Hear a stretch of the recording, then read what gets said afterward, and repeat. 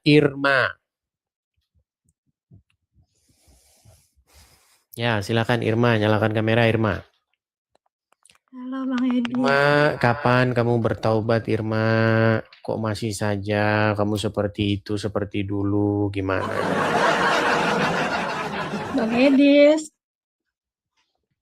Irma, ini Ya, gimana ceritanya nih? Kapan kamu bertaubat? besok. Besok kapan? Bang Edis. Coba Irma, kapan nih kamu bertobat? Dulu kamu tidak seperti itu loh. Sekarang kamu kenapa seperti ini? Apa yang terjadi denganmu? Irma kenapa? Iya, soalnya kamu agak lain belakangan ini gitu loh. Irma tuh nggak agak lain loh Bang Edis. Ini loh saudara Irma Bang orangnya Edis. jadi kasar, jadi temperamen. Kenapa jadi Enggak, seperti itu? Dulu enggak, dulu Irma orangnya baik, santun, enggak. lembut. Sekarang bawaannya tukang marah-marah. Itu karena nggak ganti Tuhan itu. Tuhannya masih Tuhan yang sama. Enggak lah Bang Edis. Sama aja. Lah Bang Edis. Irma, gini loh. Kalau di ajaran Kristen, menjadi seorang Kristen itu artinya membuat Roh Kudus itu berkuasa atas diri kita. Nah, ketika roh yang daripada Tuhan itu berkuasa atas diri kita, maka dia itu akan mengontrol kita, mengendalikan kita. Ya kan? Ya, Kita walaupun kita dicaci maki, walaupun kita diapakan, tidak membalas dengan kejahatan, tidak membalas kejahatan dengan kejahatan. Begitu. Saya lihat Irma sekarang orangnya kasar, tidak seperti dulu.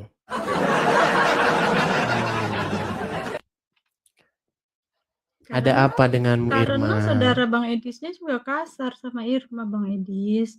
Irma tuh nggak pernah kasar sama mereka, tapi mereka tuh selalu kasar sama Irma. Jadi Irma sama, Irma terbawa emosi.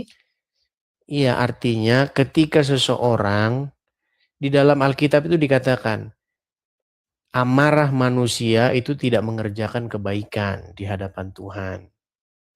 Seperti itu.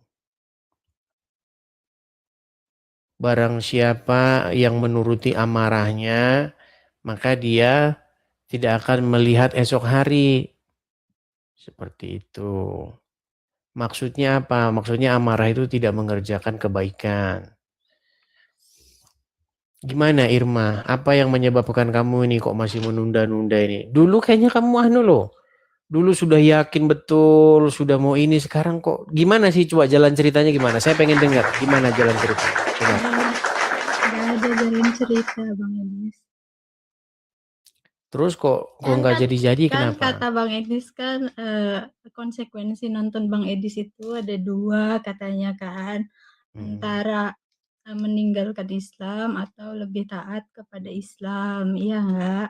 Nah, terus kan Irma kan gini Bang Edis, Irma ini kan Islam. Jadi Irma kan ya, Irma dulu kan Islam awam, Irma nggak ngerti. Cuma Irma kan ibaratnya Islam keturunan kan. Nah, di mana kata Bang Edis seperti itu, Irma kan tanya lagi Bang Edis, apakah iya benar yang dikatakan orang ini begini begini. Begini gimana? Gitu.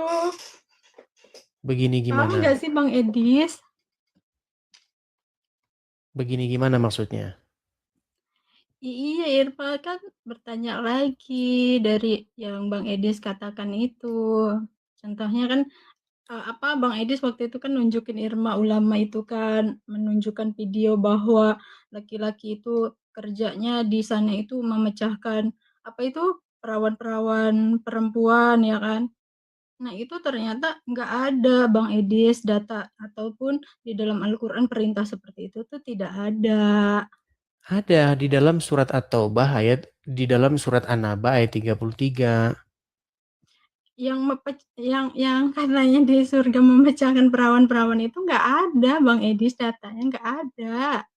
Irma udah cek sendiri nggak ada. Itu tuh ulama Bang Edis katanya gini, kamu nggak boleh berpatok pada ulama, kita itu berpegangan kepada Al-Quran dan hadis. Kalau ulama itu kan ya baiknya kita ambil katanya, yang kalau tidak baiknya ya kita tinggalkan. Seperti itu Bang Edis. Oke, baik, baik. Berarti menurutmu Ustadz yang mengatakan di dalam surga nanti memecah perawan istri-istrinya itu berarti bohong dia. Ya, Irma nggak bisa katakan bohong, tapi kalau dia merujuk data apa di dalam Al-Quran atau hadis memang itu tidak ada apa sih perintah Allah ataupun Allah berfirman itu tidak ada yang seperti itu.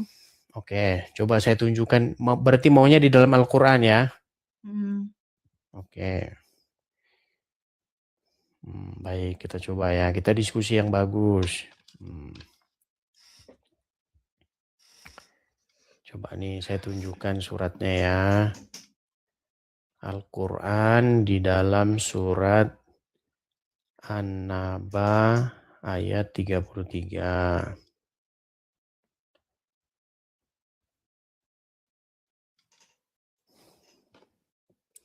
Oke. Saya coba balikkan dulu kamera saya ya.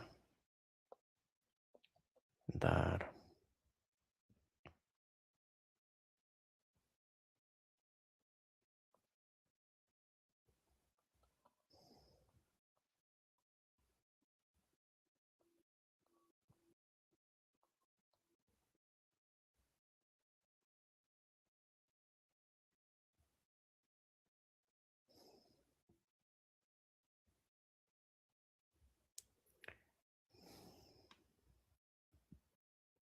Saya balikin kamera saya ya biar bisa ngelihat ya. Ya. Oke. Baik, baik, baik. Sebentar, sebentar. An-Naba 33.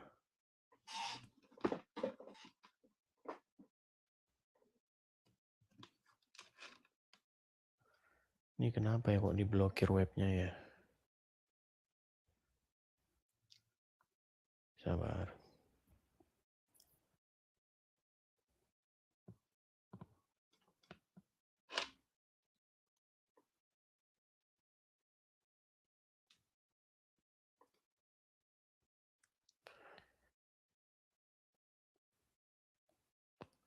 An-Naba 33. Oke.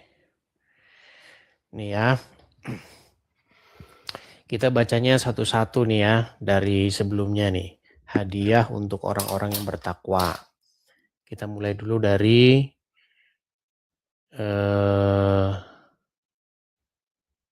bentar. Nih. Nih ya 31 ya. Sesungguhnya orang-orang yang bertakwa mendapat kemenangan. Ini Al-Quran ya. Ya. Oke. Apa kemenangannya itu? Nah, kemenangannya itu ini kita ketiga dua. Yaitu kebun-kebun dan buah anggur. Oke. Nah, bagi orang-orang bertakwa itu mereka mendapat kebun-kebun dan buah anggur. Lalu apa? Nah ini. Dan gadis-gadis remaja yang sebaya. Sekarang begini saja Irma. Kalau dikasih gadis-gadis yang remaja ini, untuk apa mereka? Gadis-gadis yang remaja ini. Nah, kalau kita baca tafsir-tafsirnya ya, kelihatan nih ya. Nih, dikatakan di sini ya, sesungguhnya orang-orang yang takut kepada Tuhan mereka dan beramal soleh mendapatkan keberuntungan dengan masuk surga. Mereka mendapatkan kebun-kebun besar dan buah anggur. Mereka mendapatkan istri-istri yang berusia muda, buah dada mereka montok, usia mereka sebaya. Ya kan? Dan mereka punya gelas-gelas penuh dengan komer. Tuh, mereka minum-minum komer bersama dengan perempuan-perempuan yang buah dadahnya masih kencang. Saya tidak fitnah loh Irma. Betul tidak? Ini dari Quran Ya, loh. betul.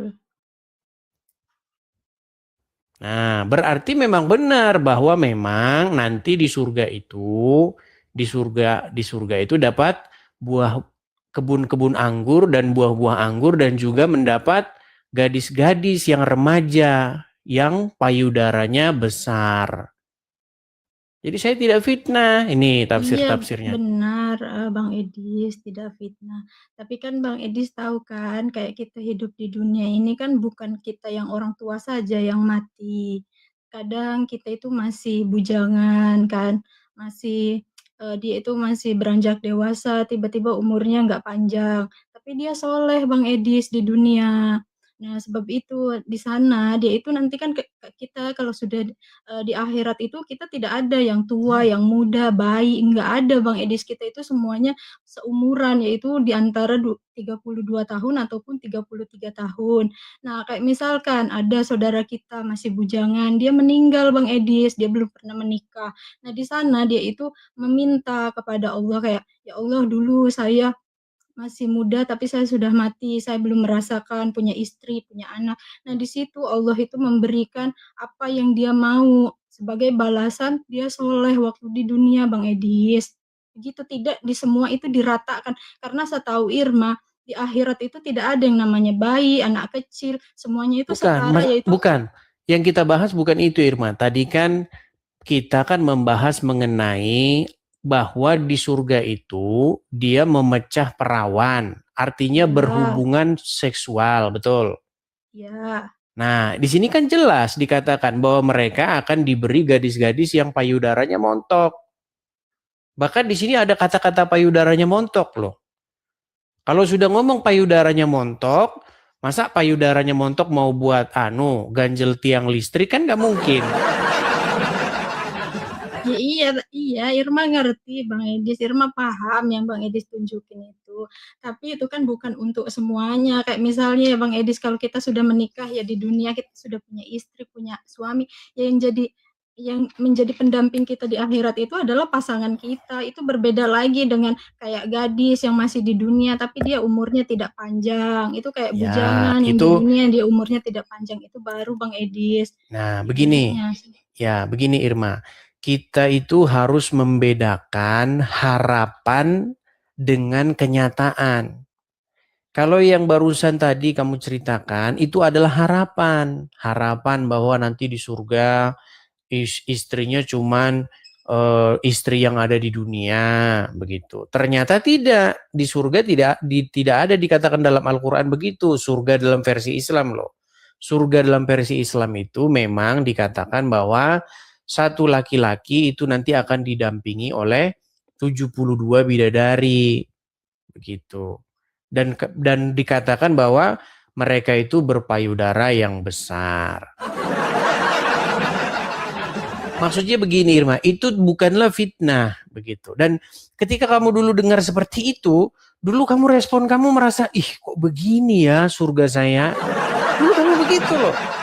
Iya, Hampir-hampir saja dulu karena kamu kan itu. Bang Edis dulu kan Irma itu nggak paham tentang agama dan Irma nggak pernah belajar Bang Edis.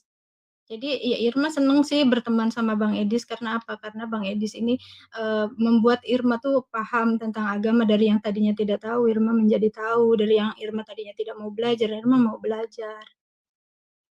Ya baiklah, saya juga tidak memaksa. Saya kan hanya menyampaikan, cuman dulu kamunya percaya, dulu kamunya sudah hampir-hampir. Saya tidak tahu apa yang menyebabkan kamu jadi ya seperti itu.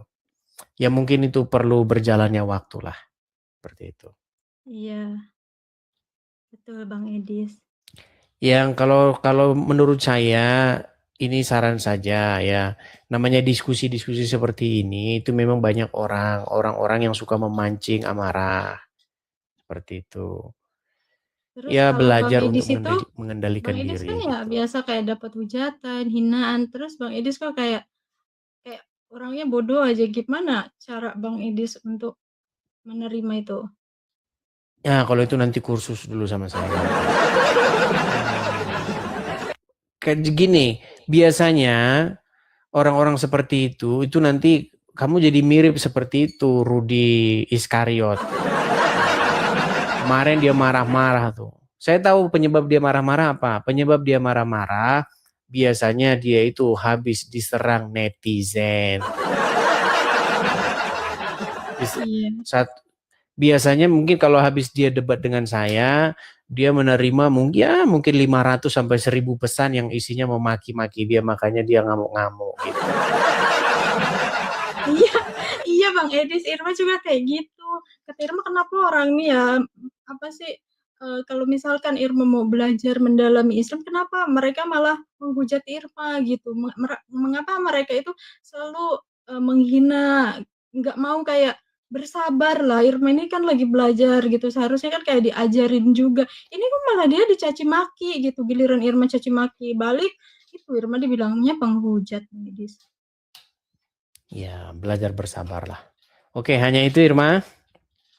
Nanti dulu loh, kan Irma masih kangen. Ini berat ini tuh. Iya Ya Bang sudahlah, Edis. kapan-kapan lagi lah kita diskusi lagi ya. Ini kami sebenarnya lagi mau diskusi internal kekristenan ini. Kalau Seperti katanya itu. tadi Bang Edis mau ngobrol-ngobrol santai aja, makanya Irma naik lah mau ngobrol juga. Iya, Soalnya maksudnya mau Bang Edis ngobrol-ngobrol puasa santai. enggak? Oke, mungkin kamu ada pertanyaan tentang Kristen, silakan. Irma mau bertanya tentang Kristen. Mm-mm. Irma mau Atau gimana? bertanya, Yang saya Yesus pengen itu, tahu ini begini. Yang gini, Edis, ini coba kamu jawab jujur Irma. Yang saya pengen tahu ini, apakah kamu ini berniat untuk meninggalkan agama Islam lalu masuk Kristen atau bagaimana gitu? Irma ini lagi belajar loh. Lagi belajar. Bang Edis, Irma mau Artinya tanya nih, Sempeng apa Edis. itu? Silakan. Yesus itu kata Bang Edis bukan Tuhan. Yesus bukan Tuhan. Iya. Terus ya, Bang Edis bilang Yesus punya Tuhan. Terus ngapain Bang Edis menyuruh Irma berpindah keyakinan? Sedangkan Bang Edis aja mengatakan bahwa Yesus itu kan hamba Tuhan. Terus apa bedanya dengan di Islam? Kan pengertian Islam juga seperti itu. Yesus itu hanya Baik, baik. utusan. Baik, pertanyaan bagus. Ya, begini Irma. Apa sih punya Tuhan itu? Punya Tuhan, ya berarti ada Tuhan lagi di atas dia. Punya Tuhan, ada Tuhan lagi di atas dia. Kayaknya pantesan kita salah paham ini kalau kayak gini diskusinya. Coba Bang Edis jelaskan ke Irma, soalnya setelah Irma belajar Islam tuh Bang Edis tuh makin kayak ngaco gitu tentang kekristenan. Makanya Irma tuh, Bang Edis ini sebenarnya gimana sih? Masa Bang Edis Iya, nyuruh Irma memang bertobat, berpindah keyakinan, tetapi Bang Edis sendiri mengatakan bahwa Yesus itu hamba Tuhan, Yesus itu punya Tuhan. Terus ngapain Bang Edis nyuruh Irma berpindah keyakinan kalau pendapat Bang Edis saja sama dengan Islam gitu? karena kalau Irma masih menjadi Islam, berarti Irma itu menuhankan sesuatu yang salah, begitu. Menuhankan yang salah gimana? Kan kata Bang Edes kan Yesus itu hamba Tuhan. Nah, di dalam Islam juga sama. Isa Al-Masih adalah utusan Tuhan gitu. Nah, kita itu kan harus mengimani Tuhannya Tuhan Yesus kan? Ya berarti kan sama Bang Edes. Siapa Tuhannya Tuhan Yesus? Tuhannya Tuhan Yesus Allah Subhanahu wa taala. Nah, makanya. Ya pantesan kita kacau kalau di sini diskusinya. Iya coba makanya Irma mau tahu. Oke, gini aja Irma. Biar kamu paham. Saya sangat menyayangkan ini. Kalau kamu sering nonton channel saya, tetapi ternyata apa yang kamu tonton tuh ternyata nggak kamu simak begitu. Gini Irma, tahu nggak ateis? Ateis orang yang tidak punya keyakinan. Ateis itu punya keyakinan. Terus gimana? Ateis itu dia punya keyakinan. Dia yakin bahwa dunia ini tidak ada yang menciptakan. Dia yakin bahwa agama-agama itu hanyalah karang-karangan. Terus Coba. apa hubungannya sama pertanyaan Irma? Bang Edis Nah, ateis. makanya menurutmu ateis punya Tuhan nggak? Nggak punya. Nah, makanya kita salah terus kita diskusi. Makanya kita nggak pernah ketemu diskusinya. Ya Begini makanya Irma, coba. begini. Ateis itu, mereka itu secara kalau definisi punya Tuhan yang kamu maksud adalah dia meyakini ada pencipta alam semesta, dia nggak meyakini itu. Tetapi waktu itu saya diskusi dengan seorang muslim, laki-laki. Waktu itu kami membahas mengenai sebenarnya Allah itu adalah Tuhan yang dibuat, yang dikarang oleh Muhammad. Itu pada waktu itu diskusinya. Dan umat muslim itu menuhankan Muhammad. Nah, seorang muslim lawan debat saya itu, dia mengiyakan. Diskusinya itu panjang lebar itu. Dan dia yang nonton pada waktu itu tahu itu. Dia mengiyakan omongan itu. Nah, makanya kembali lagi ke tadi, definisi punya Tuhan ya. Ini karena banyak orang-orang ini memang nggak ngerti maksudnya. Gini, seorang ateis, dia punya Tuhan. Siapa Tuhannya seorang ateis? Tuhannya seorang ateis itu adalah dirinya sendiri. Siapa Tuhannya ateis? Pikirannya sendiri, kehendaknya sendiri, hawa nafsunya kalau dalam bahasa-bahasa Al-Quran. Jadi mereka itu punya Tuhan, Tuhannya adalah hawa nafsunya. Begitu. Nah makanya definisi punya Tuhan itu apa? Definisi punya Tuhan itu dulu yang harus kita diskusikan. Begitu. Coba saya tanya dulu. Menurut Al-Quran ada nggak orang yang menuhankan hawa nafsu? Menurut Al-Quran, orang yang ada. Ada. Berarti Tuhannya siapa? Ya hawa nafsu dia. Pola Kenapa kok pikirnya. disebutkan bahwa Tuhannya adalah hawa nafsunya? Ya pola pikir dia sendiri. Contohnya Irman sering nonton Bang Edis nih kalau nge-live kan. Ada yang kayak dari Malaysia itu kan yang bilang dia tuh dia berpegang pada Al-Quran tapi dia menafsirkan sendiri, yaitu dia mengimani hawa nafsunya sendiri. Irma sering loh nonton. Iya, tapi kok nggak nyambung gitu masalahnya. Ya iya, kalau yang Bang Edis katakan dia mengimani hawa nafsunya sendiri, ada memang manusia seperti itu ada. Oke, nah jadi definisi punya Tuhan artinya dia punya sesuatu yang terhadap sesuatu itu dia mengikuti. Terhadap sesuatu itu dia taat. Terhadap sesuatu itu dia patuh. Dan dikendalikan. Nah, seorang muslim, siapa sih yang kepadanya muslim taat, patuh, tunduk, dikendalikan? Ya Muhammad. Coba, apakah kamu tidak merasa bahwa posisimu terhadap Muhammad itu adalah orang yang sedemikian rupa, yang menyerahkan ketaklukanmu, ketundukanmu, kepatuhanmu? Merasa tidak? Kepatuhanku terhadap siapa? Kepada Muhammad.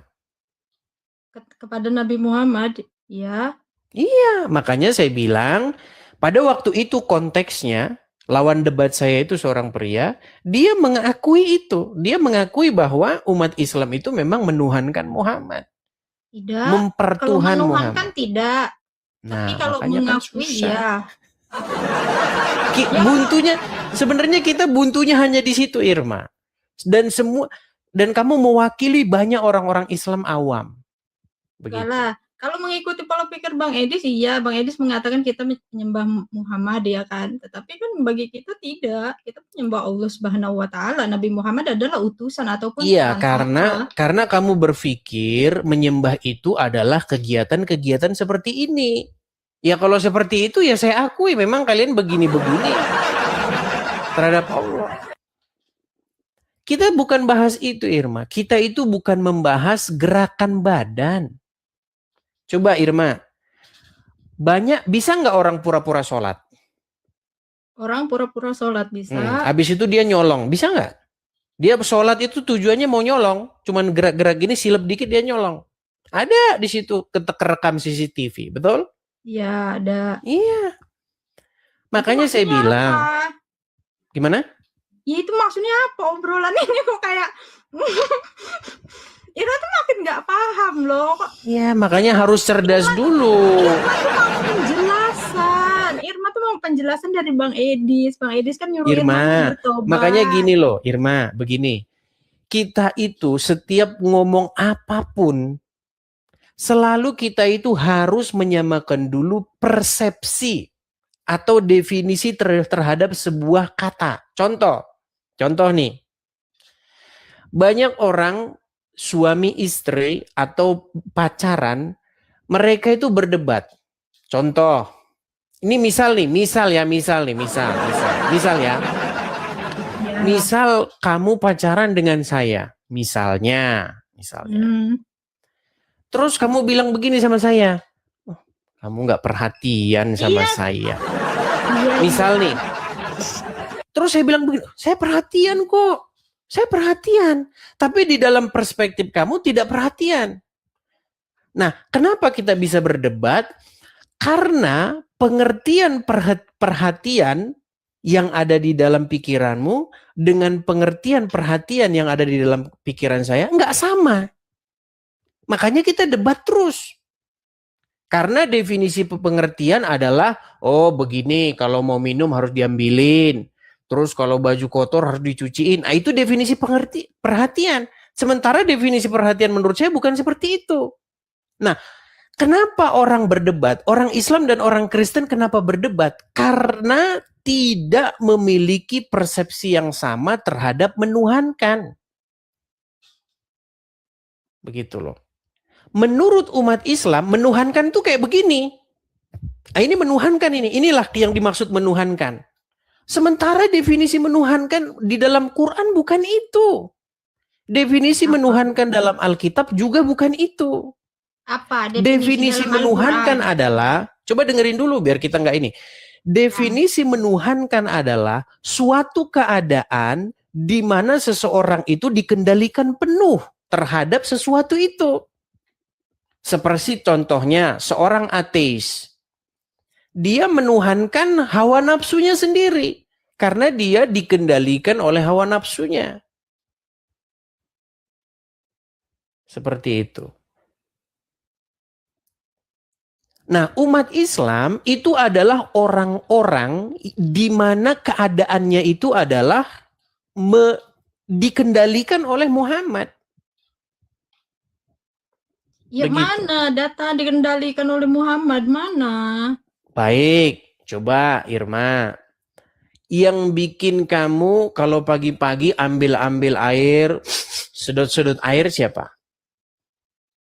Kalau itu Irma nggak lakuin, Irma ambil wudhu.